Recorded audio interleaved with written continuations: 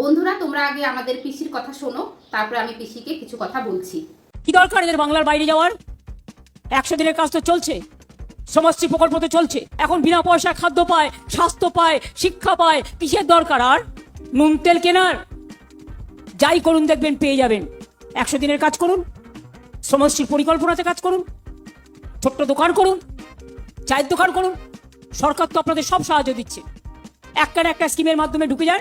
তো পিসি, আমার বর যে ইঞ্জিনিয়ারিং পড়েছে, তার বাবা যে দিনমজুরি করে যে কয়েক লাখ টাকা খরচা করে যে তার ছেলেকে পড়িয়েছে পিসি, তাহলে কি সে এখন কি ইঞ্জিনিয়ারিং পড়ে কি তোমার 100 দিনের কাজ করতে যাবে, না চায়ের কেটলি নিয়ে রাস্তায় চা বিক্রি করতে যাবে? শুনি আগে। আর স্বাস্থ্যের কথা বলছো, আমার শ্বশুরের হার্টের পেশেন্ট, ভর্তি করা হয়েছিল হসপিটালে।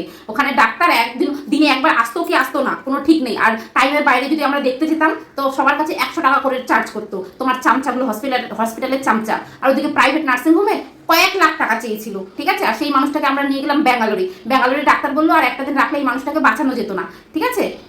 আর একটা কথা, চায় বিক্রি করে দাও। তোমার ভাস্তাকে কেন রাজনীতিতে নামিয়েছো পিসি? তোমার ভাস্তাকে চায়ের কেটলি দাও, তাহলে তোমার ভাস্তা বিক্রি করলে তাহলে সব ছেলেগুলোই ভাববে যে মুখ্যমন্ত্রী ভাস্তা যদি চা বিক্রি করতে পারে তাহলে আমরা কেন পারবো না? আমরাও যাই, তোমার ভাস্তাকে দেখে সব ছেলেগুলো উৎসাহিত হবে পিসি, তাহলে আমাদের বরগুলোকে আমরাও উৎসাহ করবো। তো পিসি একটু তোমার ভাস্তাকে চায়ের কেটলিটা ধরিয়ে রাস্তায় নামিয়ে দাও।